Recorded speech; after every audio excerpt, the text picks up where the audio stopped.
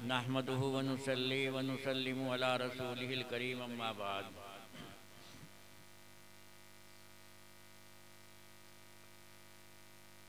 आपको मालूम है कि मुल्क की तक़सीम से पहले इस मदरसे का वजूद हुआ,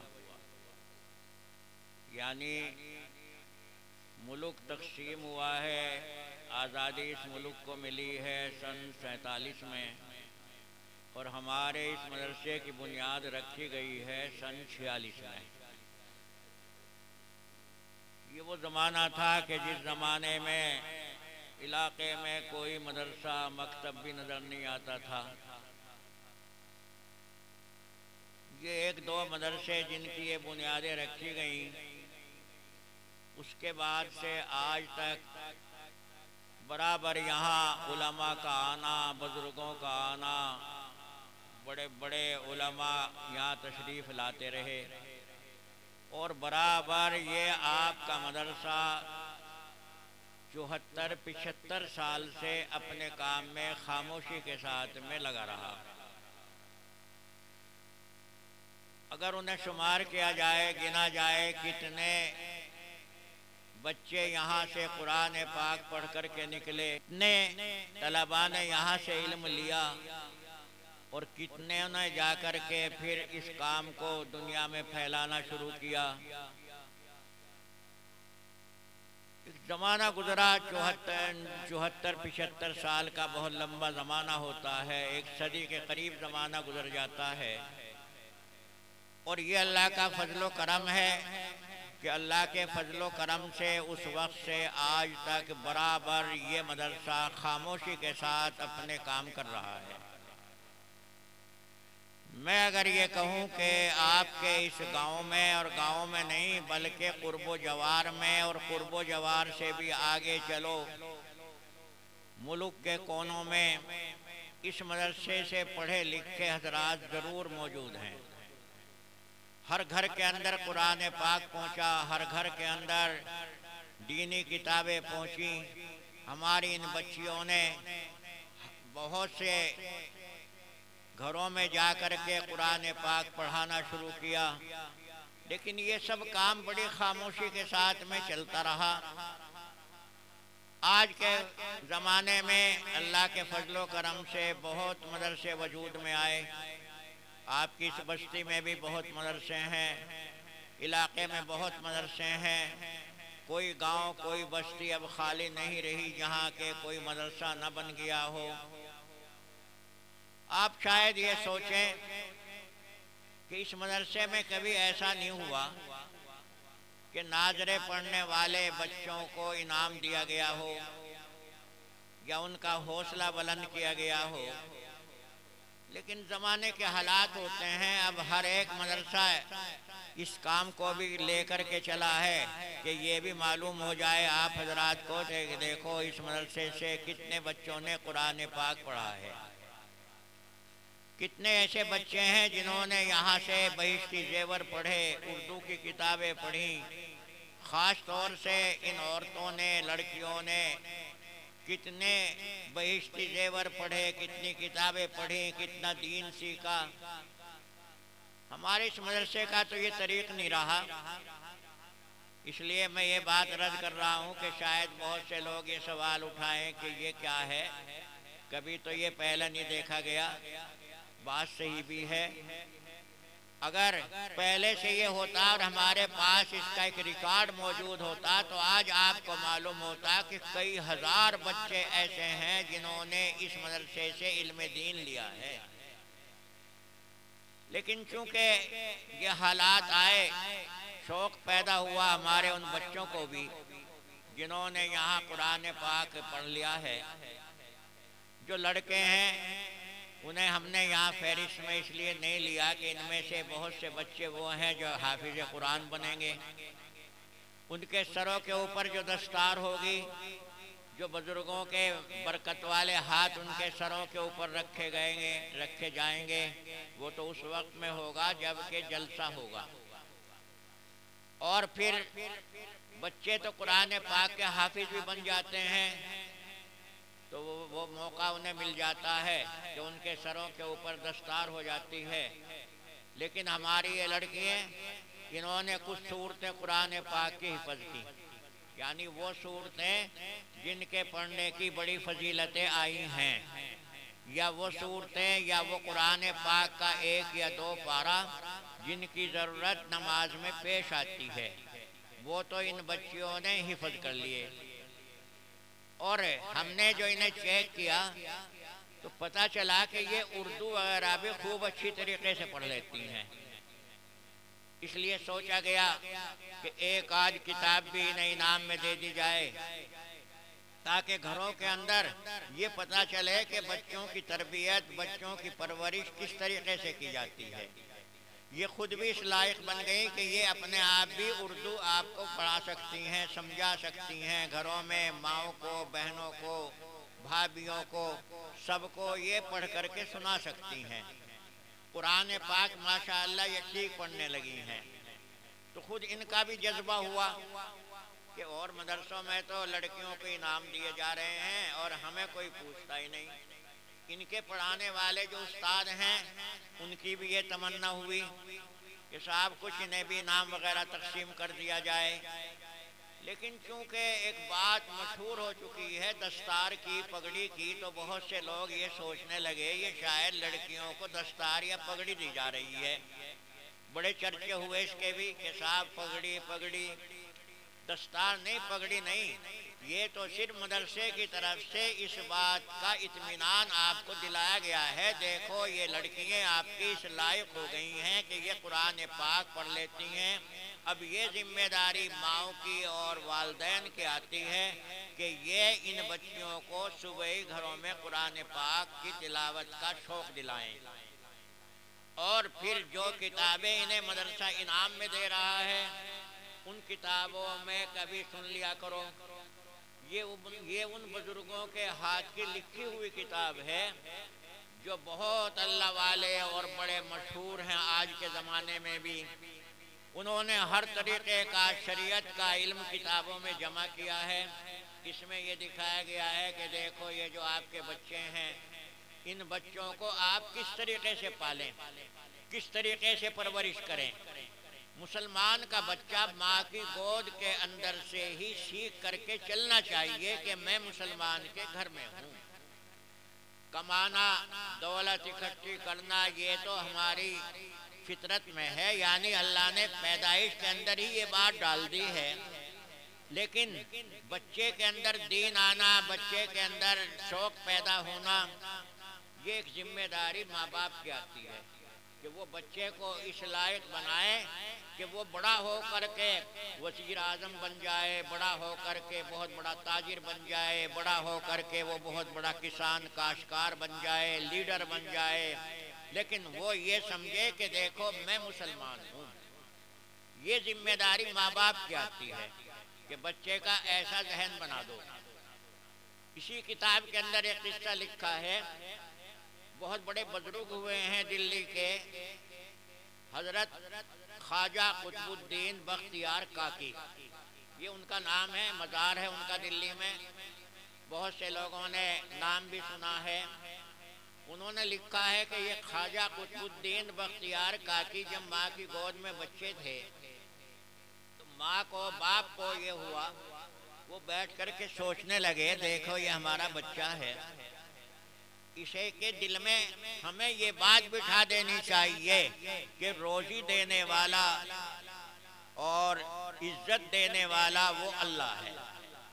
अगर बच्चे के जहन में ये बात शुरू से बैठ गई कि रोजी जो हमें मिल रही है वो तो हमारी मेहनत से मिल रही है, या रोजी जो हमें मिल रही है वो किसी ने हमें दे दी है, बाप दे रहा है, भाई दे रहा है, तो माँ बाप ने सोचा कि ये तो हमारी सब मेहनत बेकार हो जाएगी।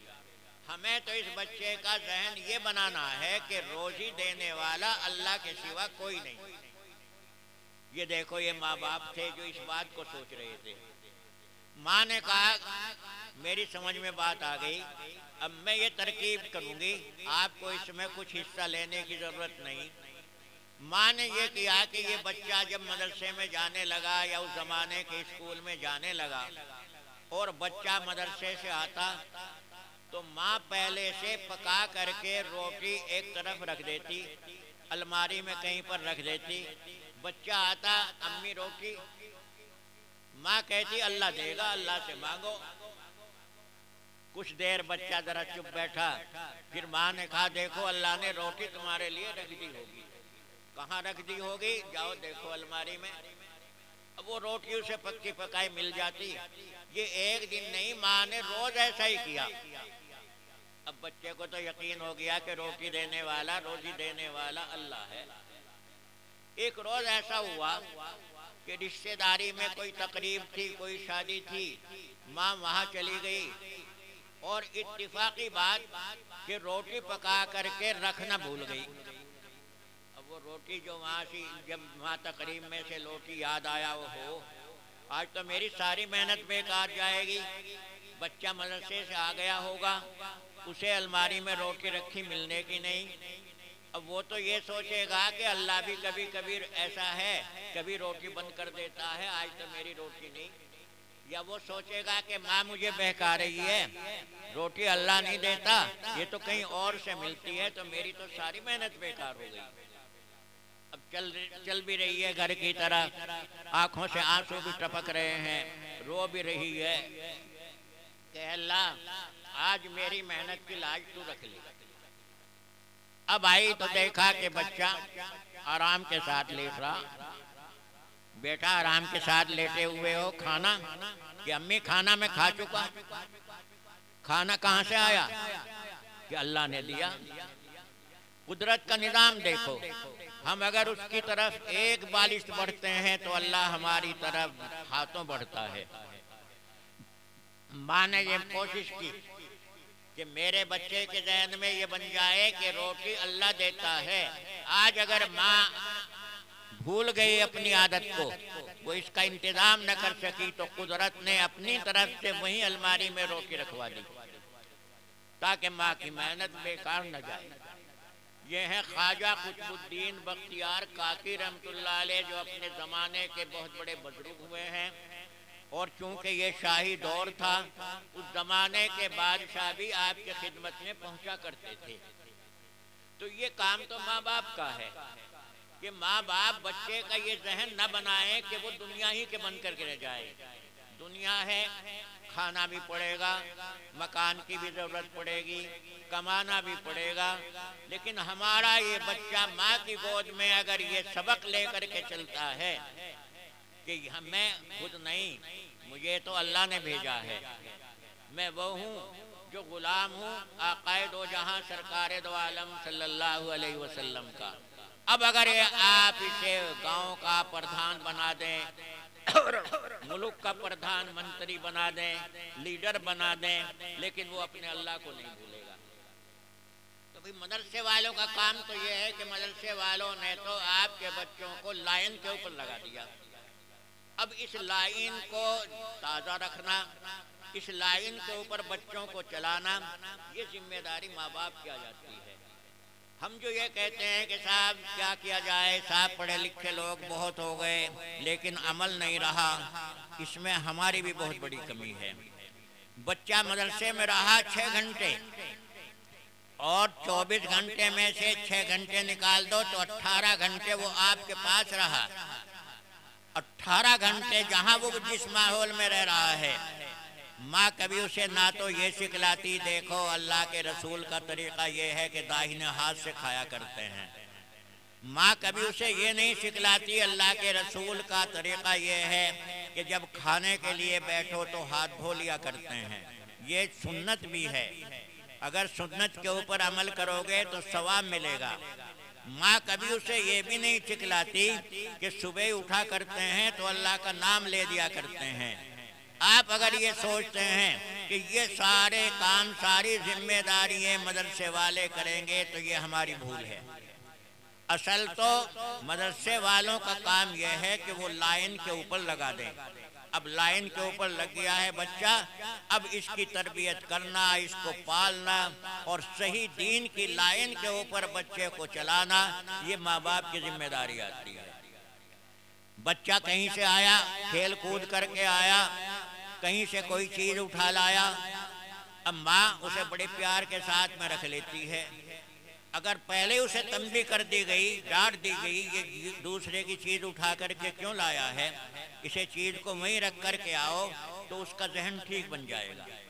तो इस तरीके से बच्चों की तरबियत करना, किस तरीके से बच्चों को पाला जाए, यह हमारे बुजुर्गों ने किताबी शक्ल में लिख दिया है। और मदरसा इन्हें बच्चियों को जो इनाम देगा, जिस किताब का देगा, इसमें बहुत कुछ तरबियत की बातें मौजूद हैं। ये बच्चियाँ माशाअल्लाह इस लायक हैं जो इस किताब को अपने माँ बापों को घर में बैठ करके सुना दिया करेंगी। देखो, इस तरीके से बच्चों को पालो, इस तरीके से उनकी तरबियत करो।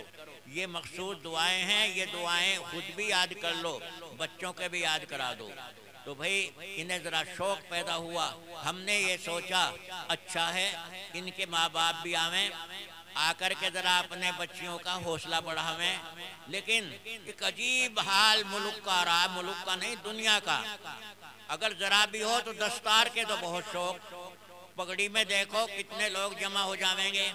अरे भाई पगड़ी असल नहीं, असल तो ये पगड़ी इसलिए है कि दीन का एक जज्बा पैदा हो जाए। और चूंकि इनको कोई पगड़ी नहीं दी जा रही, आज हम देख रहे हैं इन बच्चियों के वालिद या वालिदैन या भाई वगैरह, हो सके 2-4 यहाँ मजलिस में मौजूद हों। अरे तुम्हें तो आज ज़्यादा आना चाहिए था कि हमारी बच्ची ने कुरान पाक पढ़ लिया है, हमारी बच्ची ने किताबें पढ़ ली हैं, और मदरसे वाले आज हमारी बच्ची को इनाम दे रहे हैं। लेकिन ये क्या है? बात असल में ये है कि रसूमात के अंदर हम रात दिन मुनहबिक हो गए, उसी में घुस गए। हम ये नहीं सोच रहे कि अपने बच्चों को लेकर के कैसे चलें। हो सकता है कुछ लोग ये सोचें साहब इन बड़े मदरसे वालों ने ये क्या काम शुरू कर दिया, क्योंकि और मदरसे तो नहीं यहाँ का कर रहे थे, लेकिन बाहर बहुत कुछ हो रहा है। ये कोई नई बात नहीं, ये तो वही बुजुर्गों के तरीके हैं। और बहुत से बड़े मदरसों के अंदर भी इनामात दिए जाते हैं। सही बात तो यह है कि ये काम हमें पहले करना चाहिए था, ताकि बच्चों के अंदर एक हौसला पैदा हो, दीन का जज्बा पैदा हो। तो ये तो सिर्फ बच्चों को एक इनाम है, एक हौसला बढ़ाना है। ये भी नहीं कि इनकी तालीम मुकम्मल हो गई, अभी इनकी उम्र और पढ़ लेने की है। बाद बच्चियाँ वो हैं जो इस उम्र पर आ गई हैं कि उन्हें घर पढ़ा जाए, मदरसों में आना उनका हम मुनासिब नहीं समझते, ये उनकी उम्र के तकाजे होते हैं। तो इसलिए भाई आप इन तमाम चीज़ों का ख्याल रखो। ये बच्चे जो मदरसों में से पढ़ कर के निकल रहे हैं, इनकी तरबियत करो, वरना तो सारी तालीम बेकार हो जाएगी। आज यही नज़र आ रहा है हमें, बहुत पढ़ कर के जा रहे हैं। आज अल्लाह के फजलो करम से कोई घर खाली नहीं रहा जहाँ पर कुरान पाक पढ़े हुए बच्चे नहीं हैं। लेकिन आम शिकायत ये है कि साहब ये ना नमाज पढ़ रहे हैं। क्यों नहीं पढ़ रहे? घर में माँ है, बाप है, भाई है, घर में कोई भी नमाजी नहीं। अब ये भी तुम्हारे साथ में हुक्म में लग गया। अरे तुम भी तो खुद नमाजी बनो, तभी तो बच्चे को शौक पैदा होगा, तभी तो बच्चा आएगा। अब खुद हम कुछ करना नहीं चाहते, सिर्फ ये चाहते हैं कि बच्चा ठीक बन जाए। तो बच्चे को कैसे ठीक करोगे? ये वालिदैन बच्चियों से कभी ये किताब भी सुन लिया करो, इसमें क्या लिखा है। इसमें ये सब चीज़ें मौलाना ने जमा कर दी हैं। ये चंद बातें मैंने इसलिए अर्ज कर दी हैं कि लोग ये सवाल उठावेंगे, अरे ये क्या किया है मदरसे वालों ने। ये कोई नई बात नहीं, ये जज्बा है, शौक़ है, होना चाहिए पैदा। रहा जलसा, वो आपको मालूम है कि मदरसा अपना जलसा वही 14 मार्च में करेगा। वही तरीक़ा है, सुबह से जलसा शुरू होगा और वही आपकी आदत के मुताबिक रात भर जलसा चलेगा। उसके लिए बराबर आप तैयारी करें, लोगों को बताएं कि जलसे में ज़्यादा से ज़्यादा लोग जलसे में पहुँचें और ज़्यादा से ज़्यादा आने वाले बच्चों का हौसला बढ़ाएं। हमारे वो हाफिज़ कुरान जिन्होंने मदरसे से कुरान पाक हिफ्ज़ कर लिया है, उनके दस्तार उसी जलसे के मौके पर होगी। लेकिन उसी की ये रियायत रखें कि जो दस्तार का वक्त होगा, जो दस्तार का टाइम मदरसा देगा, उस वक्त में वो बच्चे कम से कम यहाँ मौजूद हों। होता ये है शौक़ तो बहुत करते हैं आप दस्तार का, रिश्तेदार भी जमा हो गए, मिलने वाले भी इकट्ठे हो गए, दोस्त भी इकट्ठे हो गए, लेकिन ये भी रियायत रख लिया करो कि जिस मदरसे से इन्होंने ये दौलत ली है, जिसकी बरकत से आप और दूसरे यहाँ जमा हुए हैं, उसका भी ख्याल रखो। ये नहीं कि मुकम्मल खर्च वहीं पर अपना खिला दिया आने वालों को और मदरसे को भूल गए, फिर वक्त के ऊपर नहीं पहुंचते। ये तो जलसा होगा 14 मार्च में। आज तो हम इन्हें मदरसे की तरफ से एक इनाम दे रहे हैं ताकि इनमें एक जज्बा पैदा हो। आइंदा इंशाअल्लाह और इसी तरीके से निज़ाम चलता रहेगा। और लड़के हमने नाज़रे पढ़ने वाले इसलिए नहीं लिए कि इनमें से कुछ हाफिज़ कुरान बनेंगे तो हिफ्ज़ की दस्तार उनके सर के ऊपर आ जाएगी, और अगर वो महज यहीं पर ही चलते हैं यानी हाफिज़ कुरान नहीं बनते, ये भी ऐसा इख्तियार है, तो आइंदा इंशाअल्लाह उन्हें भी फिर शामिल कर लिया जाएगा। ये चंद बातें मैंने बता दी हैं। अब ये आपकी बच्चियाँ हैं, इनका इनाम अभी तकसीम किया जा रहा है। अल्लाह हमें और आपको तमाम दीनी बातों के ऊपर अमल करने की तौफीक अता फरमाए।